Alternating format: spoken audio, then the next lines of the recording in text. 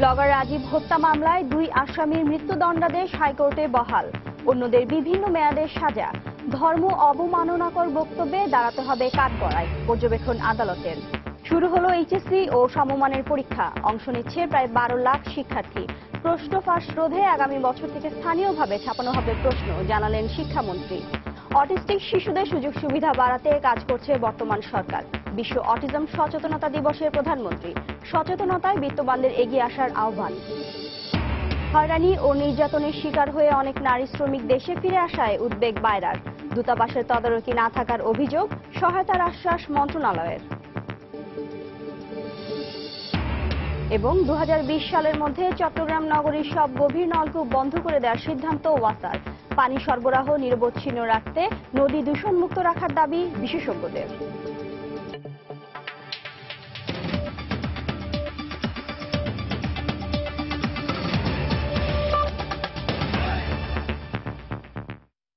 সময় সংবাদের সঙ্গে আছে আমি শিরিন আক্তার। ব্লগার ও গণজাগরণ মঞ্চের কর্মী রাজীব হায়দার হত্যা মামলায় 2 জনের মৃত্যুদণ্ড বহাল রেখেছেন হাইকোর্ট। এছাড়া একজনের যাবজ্জীবন ও বাকি 4 জনের বিভিন্ন মেয়াদের সাজা বহাল রাখা হয়েছে। বিচারপতি জাহাঙ্গীর হোসেন ও বিচারপতি মোহাম্মদ জাহাঙ্গীর হোসেনের বেঞ্চ রোববার এ রায় দেন। এর আগে গত 9 জানুয়ারি এ মামলার শুনানি শেষ হয়। 2013 সালের 15 ফেব্রুয়ারি মিরপুরের কালশিতে নিজ বাসার সামনে গণজাগরণ মঞ্চের কর্মী ও ব্লগার রাজীব হায়দারকে কুপিয়ে হত্যা করে দুর্বৃত্তরা। এই ঘটনায় রাজীবের বাবা ডাক্তার নাজিম উদ্দিনের করা মামলায় 2015 সালের 31 ডিসেম্বর ঢাকার 3 নম্বর দ্রুত বিচার ট্রাইব্যুনাল 2 জনকে মৃত্যুদণ্ড, 1 জনকে যাবজ্জীবন এবং 3 জনকে বিভিন্ন মেয়াদে কারাদণ্ড দেন।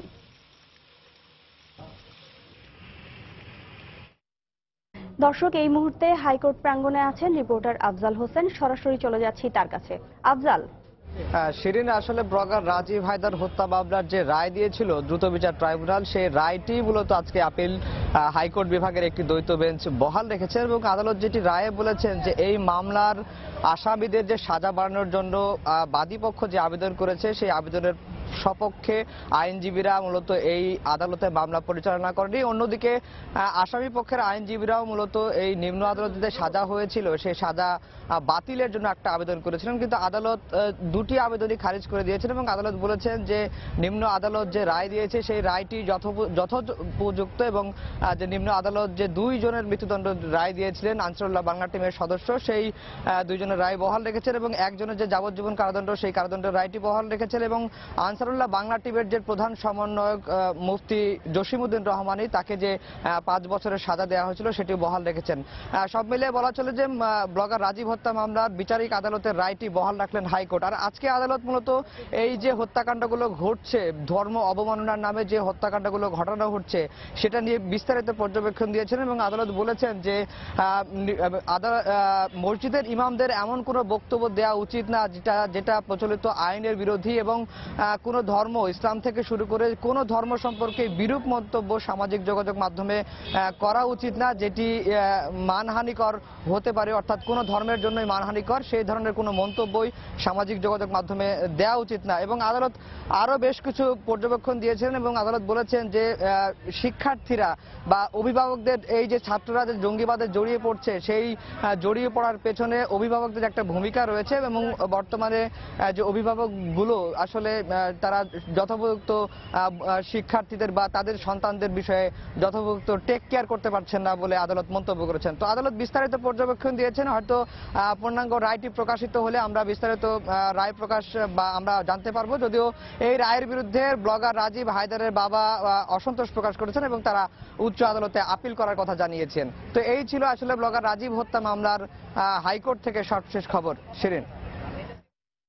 দর্শক, ব্লগার ও গণজাগরণ মঞ্চী রাজীব হত্যা মামলার রায়ের খবর জানাতে হাইকোর্ট প্রাঙ্গণ থেকে আমাদের সঙ্গে যোগ দিয়েছিলেন সহকর্মী আফজাল হোসেন। সারা দেশে একযোগে শুরু হয়েছে এইচএসসি ও সমমান পরীক্ষা। দেশের 8টি সাধারণ শিক্ষা বোর্ড সহ 10টি বোর্ডের আওতায় এবার পরীক্ষার্থীর সংখ্যা 11,83,686 জন। এর মধ্যে ছাত্র 6,35,697 জন ও ছাত্রী 5,47,989 জন। গত বছরের চেয়ে এবার পরীক্ষার্থীর সংখ্যা কমেছে প্রায় 35,000। প্রথম দিন বাংলা প্রথম পত্র পরীক্ষা অনুষ্ঠিত হচ্ছে। শিক্ষামন্ত্রী নুরুল ইসলাম নাহিদ জানিয়েছেন, প্রশ্ন ফাঁস রোধে আগামী বছর থেকে পরীক্ষার দিন সকালে স্থানীয়ভাবে প্রশ্নপত্র ছাপানো হবে। সকালে রাজধানীর ঢাকা কলেজে এইচএসসি পরীক্ষার কেন্দ্র পরিদর্শন শেষে সাংবাদিকদের তিনি একথা জানান। এদিকে প্রশ্ন বহনের সময় স্মার্টফোন সঙ্গে রাখার অভিযোগে দুটি কলেজের 3 শিক্ষককে আটক ও সাময়িক বহিষ্কার করা হয়েছে।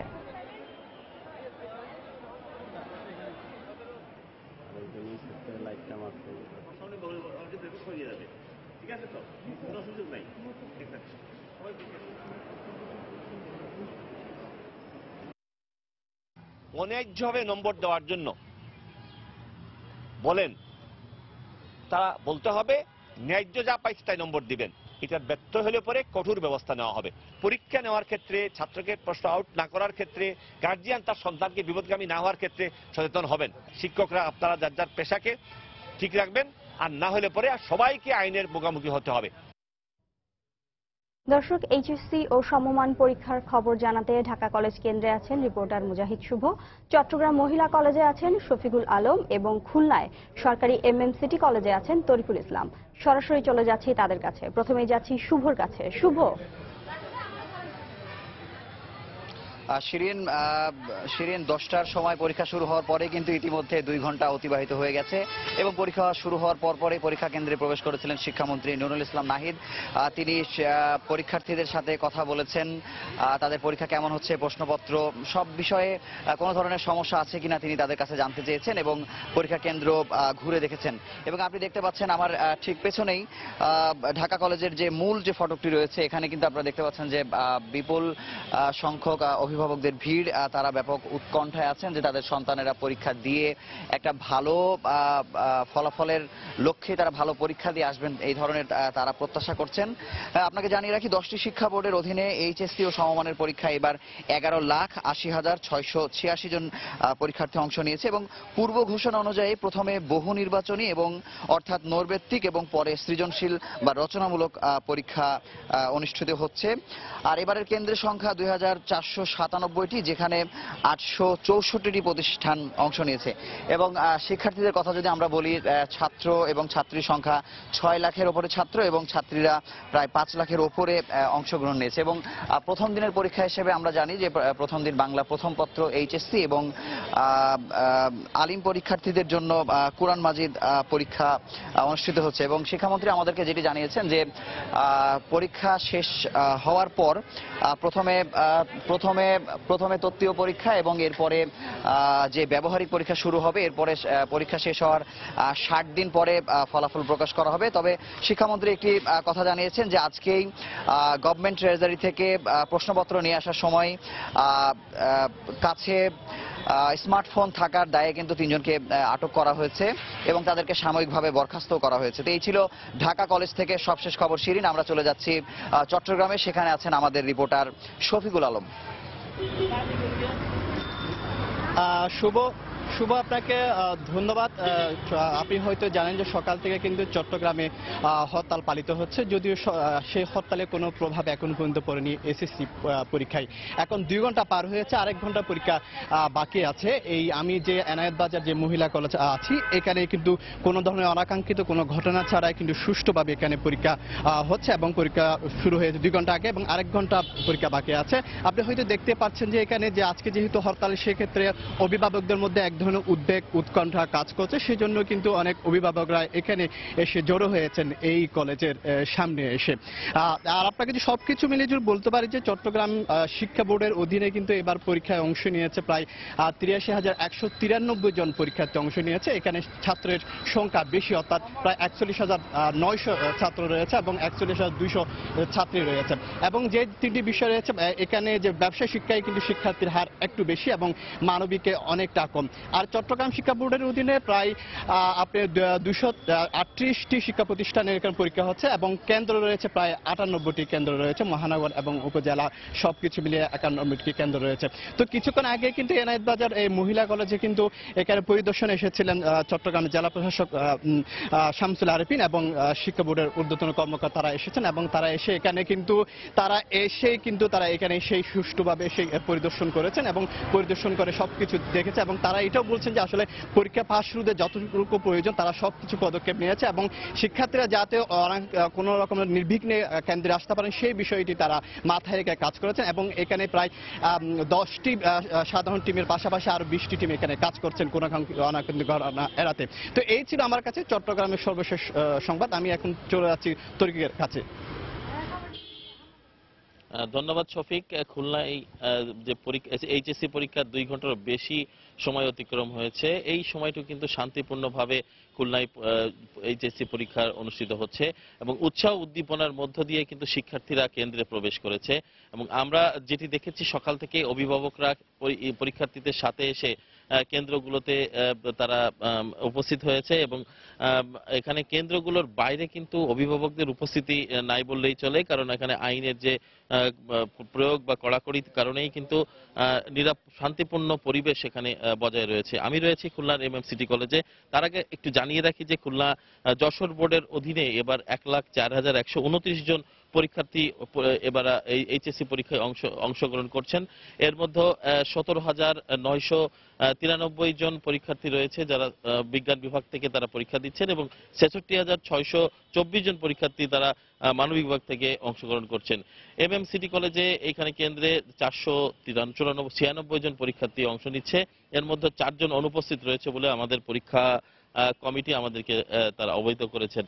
তো আমরা যে বিষয়টি এখানে উল্লেখ করার মতো যে প্রশ্নপত্র ফাঁস বা এই ধরনের যে তৎপরতা, এই ধরনের ঘটনাগুলো প্রায় যে ঘটার কারণে কিন্তু পরীক্ষার কেন্দ্রগুলোতে কিন্তু কঠিন বা কড়া নিরাপত্তা ব্যবস্থা আমরা বেষ্টনী আমরা দেখেছি যে ম্যাজিস্ট্রেট প্রতিটা 3টি কেন্দ্রে কিন্তু ম্যাজিস্ট্রেট কড়া পরিদর্শন করছেন এবং তারা এবং এখানে এসে সমস্ত খোঁজ খবর নিচ্ছেন যে কোনো ধরনের কোনো প্রতিকূলতা বা প্রতিবন্ধকতা আছে কিনা। এই ছিল আমার কাছে শিরিন খুলনা থেকে এইচএসসি পরীক্ষার সর্বশেষ। এইচএসসি ও সমমান পরীক্ষার খবর জানাতে আমাদের সঙ্গে সরাসরি যোগ দিয়েছিলেন ঢাকা কলেজ কেন্দ্র থেকে রিপোর্টার মুজাহিদ শুভ, চট্টগ্রাম মহিলা কলেজ থেকে শফিকুল আলম এবং খুলনা সরকারি সিটি কলেজ থেকে তরিকুল ইসলাম। সময় সংবাদে আরো থাকছে।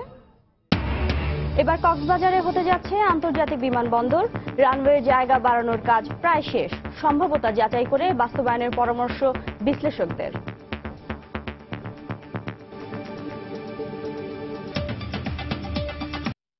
প্রতিবন্ধীদের প্রতিভা বিকাশে বেসরকারি উদ্যোক্তাদের এগিয়ে আসার আহ্বান জানিয়েছেন প্রধানমন্ত্রী শেখ হাসিনা। সকালে ওসমানী স্মৃতি মিলনায়তনে বিশ্ব অটিজম সচেতনতা দিবসের উদ্বোধনী অনুষ্ঠানে তিনি এ আহ্বান জানান। প্রধানমন্ত্রী প্রতিবন্ধী সহায়ক সফটওয়্যার ও ডিজিটাল উপকরণ তৈরি করতেও বিশেষজ্ঞদের এগিয়ে আসার তাগিদ দেন। প্রতিবন্ধী বান্ধব সফটওয়্যার, অডিও ভিডিও শিক্ষা উপকরণ, অবকাঠামো, প্রযুক্তি উদ্ভাবন সহ তথ্য কেন্দ্র প্রতিষ্ঠা করতে আমি আমাদের যারা সরকারি বেসরকারি উদ্যোক্তা যারা আছেন সকলকে আহ্বান করব যে তারাও একটু এই সহযোগিতায় এগিয়ে আসবেন। তারাও যেন এই সফটওয়্যার ব্যবহার করতে পারে বা ইন্টারনেট ব্যবহার করতে পারে, ওয়েব কম্পিউটার ব্যবহার করতে পারে, সেই প্রশিক্ষণ দেওয়ার ব্যবস্থাও আমরা ইতিমধ্যে নিয়েছি। আমরা আমাদের শিক্ষা মন্ত্রণালয়ের আওতায় একটা national academy for autism and neuro developmental disabilities স্থাপনের কাজও চলছে।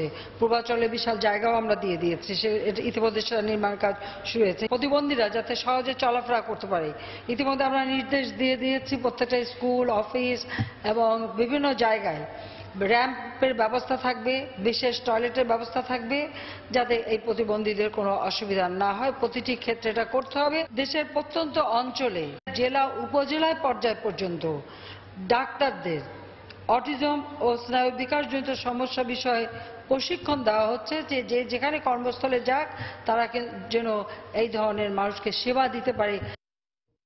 5 দিনব্যাপী 136তম ইন্টার পার্লামেন্টারি ইউনিয়ন সম্মেলনের আজ দ্বিতীয় দিন। বঙ্গবন্ধু আন্তর্জাতিক সম্মেলন কেন্দ্রে শুরু হওয়া 131টি দেশের সংসদীয় প্রতিনিধি দল সহ প্রায় 1350 জন প্রতিনিধির অংশগ্রহণে এবারের সম্মেলন চলছে। আজ দ্বিতীয় অধিবেশনে মূল প্রবন্ধ উপস্থাপন করবেন ভারতের শিশু অধিকার আন্দোলনের কর্মী ও শান্তিতে নোবেল বিজয়ী কৈলাস সত্যার্থী। আজকের অধিবেশনে বিশ্ব শান্তি ও নিরাপত্তা নিয়ে প্রতিনিধিরা আলোচনা করার পাশাপাশি বিশ্ব শান্তি রক্ষায় একটি খসড়া নীতি প্রণয়ন করার কথা রয়েছে। এছাড়া সম্মেলনস্থলের পাশে একটি বাণিজ্য মেলার আয়োজন করা হয়েছে, যেখানে পাটজাত পণ্য সহ সারা বিশ্বে বাংলাদেশের যেসব পণ্য জনপ্রিয়তা পেয়েছে তা স্থান পেয়েছে।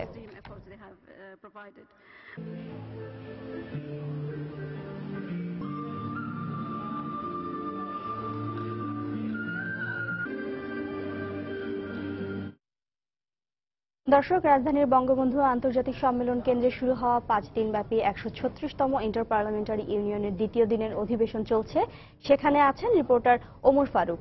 সরাসরি চলে যাচ্ছি তার কাছে। ওমর, সম্মান এবং কল্যাণ নিশ্চিত করা এবং অসাম্য দূর করা এই প্রতিপাদ্যকে সামনে রেখে 131টি দেশের অংশগ্রহণে বাংলাদেশে হচ্ছে 136তম আইপিইউ সম্মেলন এবং এই প্রতিপাদ্যকে বাস্তবায়ন করার জন্য বাংলাদেশ সরকার এরই মধ্যে কি কি উদ্যোগ নিয়েছে সেগুলো বিশ্ববাসীর সামনে তুলে ধরার জন্য ঠিক সম্মেলন স্থলের পাশেই একটি সম্মেলন মেলার আয়োজন করা হয়েছে এবং সেই মেলায় ইউনিয়ন ডিজিটাল সেন্টার থেকে শুরু করে গ্রাম বাংলার যে আবহমান, গ্রাম বাংলার যে একটি গ্রামের বাজার থেকে শুরু করে বিভিন্ন উদ্যোগ, সেই উদ্যোগগুলো এবং তার যে সাংস্কৃতিক দিকগুলো রয়েছে সেই সাংস্কৃতিক রূপও এখানে তুলে ধরা হয়েছে।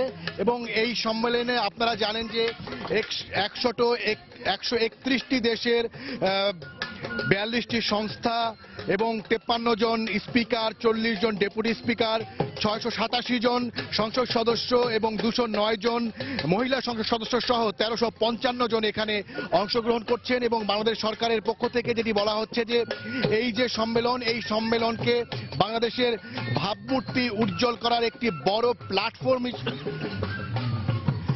প্ল্যাটফর্ম হিসেবে তারা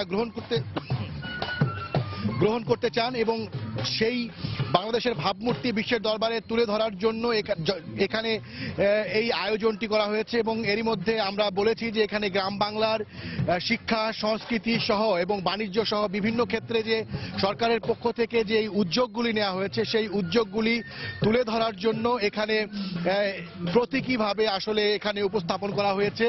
এখানে প্রতীকীভাবে যেমনিভাবে গ্রাম বাংলাকে উপস্থাপন করা হয়েছে তেমনিভাবে এর ভেতরেই যে একটি বাণিজ্য মেলার মতো বেশ কয়েকটি স্টলে বাংলাদেশ থেকে যে সকল পণ্য বিদেশে রপ্তানি করা হয়ে থাকে সে সকল পণ্যের সমাহার নিয়েও বেশ সুন্দর একটি আয়োজন করা হয়েছে। এর পাশাপাশি আপনাদেরকে জানিয়ে দিই যে আজকের সম্মেলনের দ্বিতীয় দিন এবং এই দ্বিতীয় দিনে বেশ 4-5টি সেশনে বেশ কিছু বিষয়ে আলোচনা করা হবে। সেই আলোচনা করার বিষয়গুলোর মধ্যে রয়েছে আজকে এই সম্মেলনের যে মূল প্রতিপাদ্য, সেই মূল প্রতিপাদ্যের নিয়ে বক্তব্য রাখবেন ভারত থেকে আসা, ভারতের যে শিশু অধিকার আন্দোলনের একজন কর্মী এবং গত বছরই নোবেলের শান্তি পুরস্কার পেয়েছেন কল্যাণ সত্যার্থী, সেই কিনোট পেপার উপস্থাপন করবেন। এছাড়া নিরাপত্তা এবং শান্তি এবং তরুণ যে পার্লামেন্টারিয়ান বা সংসদ সদস্য আছেন তাদেরকে নিয়েও একটি সেশন হয়েছে। এই সব কিছু নিয়ে আজ বিকেলেই আবার ব্রিফ করা হবে। তবে এখানে যে সকল আয়োজন দেখা যাচ্ছে তাতে বলাই যায় যে 131টি দেশ বা পৃথিবীর প্রায় অধিকাংশ দেশের সামনে একটি উজ্জ্বল এবং যে সম্ভাবনাময় বাংলাদেশের যে তুলে ধরা যে চেষ্টা সেটি অনেকটাই সফল হবেন বলে এখানকার আয়োজক আশা করছেন। এই ছিল এখন পর্যন্ত আমার হাতে সবশেষ। চলে যাচ্ছি স্টুডিওতে। রাজধানীর বঙ্গবন্ধু আন্তর্জাতিক সম্মেলন কেন্দ্রে 136তম ইন্টার পার্লামেন্টারি ইউনিয়নের দ্বিতীয় অধিবেশনের খবর জানাতে আমাদের সঙ্গে যোগ দিয়েছিলেন রিপোর্টার ওমর ফারুক। সময় সংবাদে আরো থাকছে। কলম্বিয়ার দক্ষিণ পশ্চিমাঞ্চলে ভয়াবহ ভূমিধসে অন্তত 254 জনের মৃত্যু। পরিস্থিতি মোকাবেলায় সেনা মোতায়েনের পাশাপাশি জরুরি অবস্থা জারি।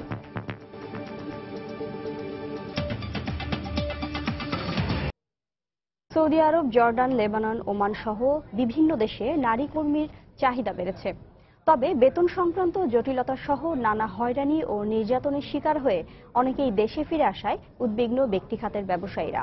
দূতাবাসগুলোর তদারকি না থাকায় কর্মীরা প্রতিকার চাইতে পারে না বলে অভিযোগ বিশেষজ্ঞদের। তাদের মতে বিদেশে পাঠানোর আগে কর্মীদের অধিকার প্রতিষ্ঠায় কার্যকর উদ্যোগ নিতে হবে। প্রসূন আশিসের রিপোর্টে দেখুন বিস্তারিত। গৃহকর্ম পেশায় বিদেশে পাড়ি দেওয়ার আগেই সরকারি বেসরকারি বিভিন্ন প্রশিক্ষণ কেন্দ্রে স্বল্প সময়ের প্রশিক্ষণ নিয়ে থাকেন নারী কর্মীরা। এদের অনেকেই বিভিন্ন দেশ থেকে ফিরে আসা কর্মী। হয়রানি, নির্যাতন ও ভাষাগত জটিলতার শিকার হয়ে ফিরে আসার পর পুনরায় নতুন কোনো দেশে যেতেই তাদের প্রশিক্ষণে যোগ দেয়া। বাহারাম 4 বছর আসছিলাম, আমার খুব সুযোগ সুবিধা ভালো আছিল। এখন আমি সৌদি যাওয়ার জন্য নিয়ত করছি। ওনা আমার অনেক অত্যাচার করতো, কাজ করার লাগে ইজ্জত হারাইবার লাগে আইছি না। বাঙালি যে দালালে নেয় ও দালালের সামনে আসে না। আমার সাথে এক মেয়ে গেছে, তার 5টা থেকে রাত 12টা পর্যন্ত তার ডিউটি করতে হয়। এসব কর্মী নানা নির্যাতনের শিকার হলেও স্থানীয় বাংলাদেশ দূতাবাসের সহযোগিতার হাত না বাড়ানোর বিষয়ে প্রশ্ন তোলেন বিশেষজ্ঞরা। হঠাৎ করেই ফিরে আসায় নারী কর্মী পাঠানোর ক্ষেত্রে ব্যবসায়ীদের অনীহার কথা জানান বায়রা মহাসচিব। 12 থেকে 14-16 হাজার টাকা বেতন পায়, এর বেশি বেতন পায় না। চুক্তিতে বলা আছে 20 থেকে 22 হাজার টাকা বেতন পাবে। আমাদের ওয়ার্কাররা যেটা বলে যে বাসায় ওরা হয়তো একটা রুটি, এক কাপ চা, একটু সালাদ এরকম দেয়, এর ফলে সে পর্যাপ্ত খাবার পায় না। আমার ওয়ার্কারকে যে দৈহিক নির্যাতন করবে না, এই সিকিউরিটিটা কে দিচ্ছে? যে 2-4 জনের প্রবলেম হচ্ছে তাদের জন্য আবার স্পন্সররাই দায়ী, সেটার জন্য রিক্রুটিং এজেন্সিকে দায়ী করা হচ্ছে। যারা প্রফেশনালি বিজনেস করতে চায় তারাও ভীত সন্ত্রস্ত, তারাও নারী পাঠাতে আগ্রহী হচ্ছে না। কর্মীদের উপর নিয়োগকর্তার নির্যাতন পুরোপুরি বন্ধের পাশাপাশি কর্মী নেয়ার শর্ত পূরণ ও প্রশিক্ষণের মান বাড়াতে সরকারকে উদ্যোগ নেয়ার তাগিদ দেন তারা। নারীগুলি যেন কোনো রকম 1%ও যেন অ্যাবিউজ না হয়, এই ব্যাপারটিকে খুব বেশি গুরুত্ব দেওয়া উচিত। যদি আমি শ্রমিক পাঠাই, যদি শ্রমিকের রেমিটেন্স দিয়ে আমার দেশ বাঁচে, তাহলে আমাদের প্রত্যেকটা শ্রমিকের সার্বিক নিরাপত্তা, সার্বিক অধিকার দেখতে হবে। বিদেশে নারী কর্মীদের সমস্যা সমাধানে দূতাবাসের শ্রম শাখা ও স্থানীয় এজেন্সিগুলোকে আরও তৎপর হওয়ার কথা জানান প্রবাসী কল্যাণ মন্ত্রণালয়ের অতিরিক্ত সচিব। যখন আমাদের কর্মীরা কোনো বিপদে পড়ে, কোনো রকমের সমস্যার সম্মুখীন হয়, আমরা সঙ্গে সঙ্গে খবর পাচ্ছি এজেন্সির মাধ্যমে, সঙ্গে সঙ্গে খবর পাচ্ছি আমরা আমাদের যে লেবার উইং আছে সেখান থেকে মোবাইল ফোনের মাধ্যমে আমাদেরকে অবহিত করলে আমরা সঙ্গে সঙ্গে সেখানে যাই এবং আমার কর্মীকে সেবা দেওয়ার চেষ্টা করি। আমরা এখন থেকে বিদেশগামী নারী কর্মী বাছাই ও প্রশিক্ষণের মান বাড়ানোর উপর জোর দেওয়ার কথাও জানান তিনি। প্রসূন আশিস, সময় সংবাদ, ঢাকা। পরিবেশের ভারসাম্য রক্ষা আর ভূগর্ভস্থ পানির স্তর নেমে যাওয়া ঠেকাতে অবশেষে বোধোদয় হয়েছে চট্টগ্রাম ওয়াসার। 2020 সালের মধ্যে নগরীর সবগুলো গভীর নলকূপ বন্ধ করে দেওয়ার সিদ্ধান্ত নিয়েছে সংস্থাটি। 96টি গভীর নলকূপের মধ্যে প্রথম পর্যায়ে 20টি বন্ধ করে দেওয়া হয়েছে। তবে নগরীতে পানি সরবরাহ নিরবচ্ছিন্ন রাখতে কর্ণফুলী ও হালদা নদী দূষণের কবল থেকে রক্ষার দাবি জানিয়েছেন বিশেষজ্ঞরা। বিস্তারিত জানাচ্ছেন কমল দে। গত 3 মাস আগেও নগরীর পানি সরবরাহের ক্ষেত্রে বড় ধরনের ভূমিকা ছিল চট্টগ্রাম ওয়াসার 96টি গভীর নলকূপের। নগরীর 55 কোটি লিটার পানির চাহিদার বিপরীতে ওয়াসা সরবরাহ করত 20 থেকে 25 কোটি লিটার পানি, যার মধ্যে 58% পানি সরবরাহ করা হতো গভীর নলকূপ থেকে, যার পরিমাণ দৈনিক অন্তত 12 কোটি লিটার। দিনের পূর্বভাগে এসব নলকূপ থেকে পানি উত্তোলনের কারণে একদিকে যেমন পরিবেশের ভারসাম্য নষ্ট হচ্ছিল, অন্যদিকে ভূগর্ভস্থ পানির স্তরও নেমে যাচ্ছিল আশঙ্কাজনক হারে। স্তর নিচে নেমে গেলে প্রথমত হলো যে আমাদের যেসব শ্যালো টিউবওয়েল রয়েছে সেগুলো পানি সাপ্লাই বন্ধ হয়ে যাবে এবং এটা সাধারণত ভূগর্ভস্থ পানি খুব বেশি পরিমাণ এক্সট্রাক্ট করলে একটা গোটা শহর পর্যন্ত আস্তে আস্তে তলিয়ে যাবার মতো আশঙ্কা তৈরি হতে পারে। পরিবেশ বিপর্যয়ের কবল থেকে রক্ষার জন্য গভীর নলকূপ থেকে পানি উত্তোলনের প্রক্রিয়া থেকে সরে আসার পরিকল্পনা নেয় চট্টগ্রাম ওয়াসা। বিশেষ করে ভূমির উপরিভাগের পানি ব্যবহারে জোর দেয় সংস্থাটি। পানি শোধনাগার চালু করার পর আমরা এখানে 20টা টিউবওয়েল অলরেডি বন্ধ করে দিয়েছি এবং সেই 20টা টিউবওয়েলে আমাদের যে পানি সাপ্লাই হতো সেই পানি বন্ধ করে দেওয়ার ফলে আমরা লক্ষ্য করেছি যে সেখানে আন্ডারগ্রাউন্ড লেয়ার 10 ফিট পর্যন্ত আমাদের ইমপ্রুভমেন্ট হয়েছে। শুধু ওয়াসার গভীর নলকূপ নয়, সাধারণ মানুষের ব্যবহার করা অন্তত 200 অগভীর নলকূপও বন্ধ করা হয়েছে। আমাদের ভবিষ্যৎ লক্ষ্যমাত্রা হলো যে সমস্ত টিউবওয়েল বন্ধ করে দিয়ে সারফেস ওয়াটার সরবরাহ করা, যেটা পরিবেশ বান্ধব। যেই ওয়াটার রিজার্ভটা রয়েছে এটার কারণেই কিন্তু সে আমাদের সমুদ্রের পানিটাকে ঠেকিয়ে রেখেছে। যদি এখানে ভ্যাকুয়াম তৈরি হয় তাহলে সমুদ্রের পানিটা তলা দিয়ে ভেতরে ঢুকে স্যালাইন ওয়াটার ইন্ট্রুশন তৈরি হবে। সেটা কিন্তু আমাদের এই বন থেকে শুরু করে বিভিন্ন ধরনের প্রাকৃতিক সম্পদের উপরে বিভিন্ন ধরনের বিপর্যয়কর পরিস্থিতি তৈরি করতে পারে। চট্টগ্রাম ওয়াসার কর্মকর্তাদের মতে আগামী বছরের মধ্যে গভীর নলকূপের সংখ্যা অর্ধেকে নামিয়ে আনা হবে। ইতিমধ্যে গভীর নলকূপের মাধ্যমে পানি সরবরাহের পরিমাণ 26% নামিয়ে আনা হয়েছে। কমল দে, সময় সংবাদ, চট্টগ্রাম। দেখছেন সময় সংবাদ।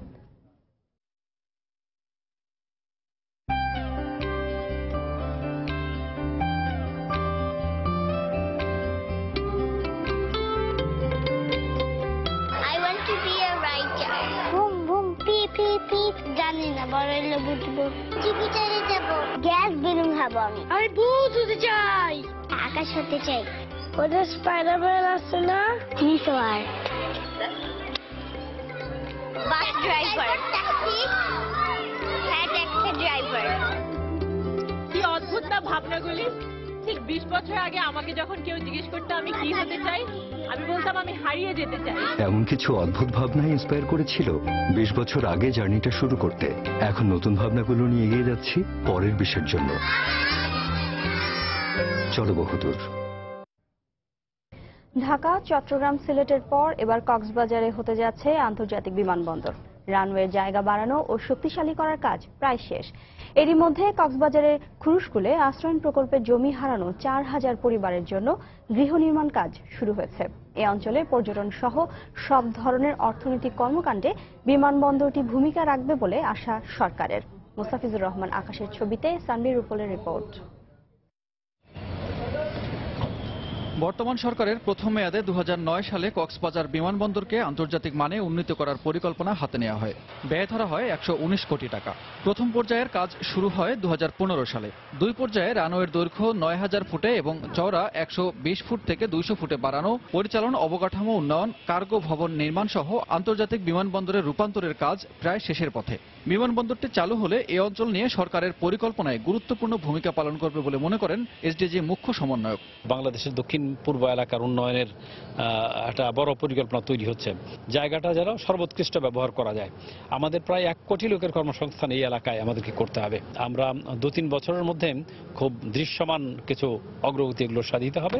সরকারি হিসেবে বিমানবন্দর এলাকায় বাসস্থান হারিয়েছে 4000 পরিবার। তাই আশ্রয় প্রকল্পের আওতায় আবাসন সুবিধা দিতে কক্সবাজার টেকনাফ মহাসড়কের পাশে খুরুশকুলে একটি প্রকল্প হাতে নেওয়া হয়েছে। এরই মধ্যে সেখানকার মাটি ভরাটের কাজ শেষ হয়েছে। মূল সড়ক থেকে প্রকল্প এলাকায় একটি রাস্তা নির্মাণের কাজ চলছে। এরপর সেনাবাহিনীর তত্ত্বাবধানে 2021 সালের মধ্যে পরিকল্পিতভাবে বহুতল ভবন নির্মাণ করা হবে। বড় ধরনের প্রজেক্ট নেওয়া হয়েছে এখানে এবং সেনাবাহিনীর মাধ্যমে এই বিল্ডিংগুলো করা হবে। এখানে এটা তাদেরকে শিফট করা হবে। তবে আরও একটি আন্তর্জাতিক বিমানবন্দরকে ইতিবাচক হিসেবে দেখলেও বিশ্লেষকদের পরামর্শ সম্ভাব্যতা যাচাই করে পদক্ষেপ কার্যকর করার। এয়ারপোর্টকে ইকোনমিক্যালি ভায়াবল করতে হলে সেখানে কতজন লোক দিনে ভ্রমণ করতে হবে, কয়টা ফ্লাইট গেলে সেটা ইকোনমিক্যালি ভায়াবল হবে, সেটার কি মুনাফা হবে কিনা, তো সেগুলো বিবেচনা করেই কিন্তু আপনার বিমানবন্দর করতে হবে। 2019 সালে কক্সবাজার বিমানবন্দর আন্তর্জাতিক বিমানবন্দর হিসেবে চালু হওয়ার কথা রয়েছে। এটি হবে দেশের 4র্থ আন্তর্জাতিক বিমানবন্দর। সানবীর রুপল, সময় সংবাদ, কক্সবাজার। দেশের বাইরের খবর। কলম্বিয়ার দক্ষিণ পশ্চিমাঞ্চলে ভয়াবহ ভূমিধসে অন্তত 254 জনের মৃত্যু হয়েছে। আহত হয়েছেন 2 শতাধিক। নিখোঁজ রয়েছেন আরও অন্তত 220 জন। ভারী বৃষ্টিতে নদীর তীর ভেঙে আকস্মিক বন্যার কারণেই এ ভূমিধস হয়েছে বলে জানিয়েছে কর্তৃপক্ষ। পরিস্থিতি মোকাবিলায় সেনা মোতায়েনের পাশাপাশি জরুরি অবস্থা জারি করা হয়েছে। হতাহতের বিষয়টি নিশ্চিত করে নিহতের স্বজনদের প্রতি গভীর সমবেদনা জানিয়েছেন দেশটির প্রেসিডেন্ট হুয়ান ম্যানুয়েল সান্তোস। যতদূর দৃষ্টি যায় কেবল ধ্বংসস্তূপ আর ধ্বংসস্তূপ। খামখেয়ালি প্রকৃতির আকস্মিক তাণ্ডবে লণ্ডভণ্ড পুরো পুতুমায় প্রদেশ। গত কয়েকদিনের অব্যাহত বৃষ্টির পর শুক্রবার রাতভর টানা কয়েক ঘন্টার ভারী বৃষ্টিতে মোকোয়া নদীর তীর ভেঙে পানি ঢুকে পড়ে পুতুমায়র বেশিরভাগ এলাকায়। এতে কিছু বুঝে ওঠার আগেই হু হু করে পানির তোড়ে ভেসে যায় চারদিক। মাটির নিচে চাপা পড়েন শত শত মানুষ। এমনকি কিছু কিছু ঘরবাড়ির ছাদ পর্যন্ত ঢাকা পড়ে কাদামাটির আস্তরে। আনুমানিক রাত 12টার দিকে প্রচন্ড ঝড় শুরু হয়, সেই সঙ্গে মুষলধারে বৃষ্টি। বিকট শব্দে আমার ঘুম ভেঙে যায়। উঠে দেখি পানির তোড়ে সবকিছু ভেসে যাচ্ছে। ক্ষতিগ্রস্ত এলাকায় উদ্ধার তৎপরতা চালাতে উদ্ধারকর্মীদের পাশাপাশি এরই মধ্যে মাঠে নেমেছে সেনাবাহিনী। তবে ভূমিধসের কারণে বেশিরভাগ রাস্তাঘাট ক্ষতিগ্রস্ত হওয়ায় দুর্ঘটনা কবলিত এলাকাগুলোতে পৌঁছাতে বেগ পেতে হচ্ছে বলে জানিয়েছে কর্তৃপক্ষ। এই মুহূর্তে যে বিষয়টি আমাদের সবচেয়ে বেশি ভোগাচ্ছে তা হলো এখনো বৃষ্টি হচ্ছে এবং ভূমিধস অব্যাহত রয়েছে। এখানকার প্রায় 80% রাস্তাঘাটই ভূমিধসের শিকার, আর এ কারণেই ক্ষতিগ্রস্ত এলাকায় পৌঁছাতে বেগ পেতে হচ্ছে আমাদের। তারপরও আমরা আমাদের সামর্থ্যের সবটুকু দিয়ে উদ্ধার কাজ পরিচালনা করছি। এদিকে ভূমিধসে ক্ষতিগ্রস্ত এলাকা পরিদর্শন করেছেন কলম্বিয়ার প্রেসিডেন্ট হুয়ান ম্যানুয়েল সান্তোস। তিনি জানান, পরিস্থিতি মোকাবেলায় জরুরি পদক্ষেপের অংশ হিসেবেই ক্ষতিগ্রস্ত এলাকায় সেনা মোতায়েন করা হয়েছে।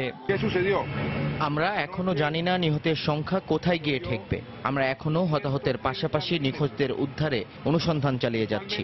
গত রাতে প্রায় 130 মিলিমিটার বৃষ্টি হয়েছে। সাধারণত প্রতি বছর এই সময়টাতে এক মাসে যে পরিমাণ বৃষ্টি হয়ে থাকে তার প্রায় 30% বৃষ্টি গত রাতে হয়েছে। আর এ কারণেই বেশ কয়েকটি নদীর পানি অস্বাভাবিক মাত্রায় বেড়ে গিয়ে এ অবস্থার সৃষ্টি হয়েছে। 2011 সাল থেকে প্রতি বছর মার্চ মাসে কলম্বিয়ায় সবচেয়ে বেশি বৃষ্টিপাত হয়ে থাকে। আর এ কারণে আকস্মিক বন্যার পাশাপাশি দেশটিতে প্রায় ঘটে থাকে ভূমিধসের মতো ঘটনা। অন্যয় কর্মকার, সময় সংবাদ। এবার খেলার খবরে থাকছে পাকিস্তান ওয়েস্ট ইন্ডিজ টি-20 সিরিজ প্রসঙ্গ। পোর্ট অফ স্পেনে ঘুরে দাঁড়ালো ওয়েস্ট ইন্ডিজ। 4 ম্যাচ সিরিজের তৃতীয় টি-20তে পাকিস্তানকে 7 উইকেটে উড়িয়ে দিয়েছে স্বাগতিকরা। টস জিতে শুরুতে ব্যাট করে 8 উইকেটে 137 রান করে সরফরাজ আহমেদের দল। জবাবে ব্যাট করতে নেমে মাত্র 3 উইকেট হারিয়েই লক্ষ্যে পৌঁছে যায় ক্যারিবীয়রা। এ জয়ে 4 ম্যাচ সিরিজে 2-1 ব্যবধান কমালো ওয়েস্ট ইন্ডিজ। প্রথম 2 ম্যাচের জয়ে এ ম্যাচ জিতলেই সিরিজ নিশ্চিত হয়ে যেত পাকিস্তানের। তবে কুইন্স পার্ক ওভালে শুরুটা ভালো হয়নি সফরকারীদের। মাত্র 4 রানেই শেহজাদ ও ইমাদ ওয়াসিমকে হারিয়ে চাপে পড়ে পাকিস্তান। তবে কামরান আকমলের 48 ও ইমাদ ওয়াসিমের 43 রানে ঘুরে দাঁড়ায় তারা। শেষ দিকে ফাখর জামানের 21 রানে কোনো রকমে 8 উইকেট হারিয়ে 137 রান করে পাকিস্তান। স্যামুয়েল বাদ্রি ক্যারিবীয়দের হয়ে নিয়েছেন 2 উইকেট। লক্ষ্য তাড়া করতে নেমে এভিন লুইসের 91 ও মার্লন স্যামুয়েলসের 18 রানে 31 বল হাতে রেখেই দারুণ জয় পায় ওয়েস্ট ইন্ডিজ।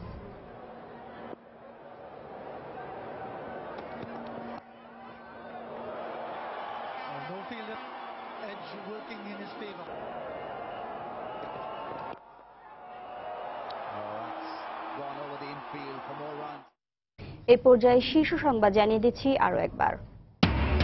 ব্লগার রাজীব হত্যা মামলায় 2 আসামির মৃত্যুদণ্ডাদেশ হাইকোর্টে বহাল। অন্যদের বিভিন্ন মেয়াদের সাজা। ধর্ম অবমাননাকর বক্তব্যে দাঁড়াতে হবে কাঠগড়ায়, পর্যবেক্ষণ আদালতের। শুরু হলো এইচএসসি ও সমমানের পরীক্ষা। অংশ নিচ্ছে প্রায় 12 লাখ শিক্ষার্থী। ফাঁস রোধে আগামী বছর থেকে স্থানীয়ভাবে ছাপানো হবে প্রশ্ন, জানালেন শিক্ষামন্ত্রী। অটিস্টিক শিশুদের সহযোগিতায় বিত্তবানদের এগিয়ে আসার আহ্বান প্রধানমন্ত্রীর। জানালেন সুযোগ সুবিধা বাড়াতে কাজ করছে বর্তমান সরকার।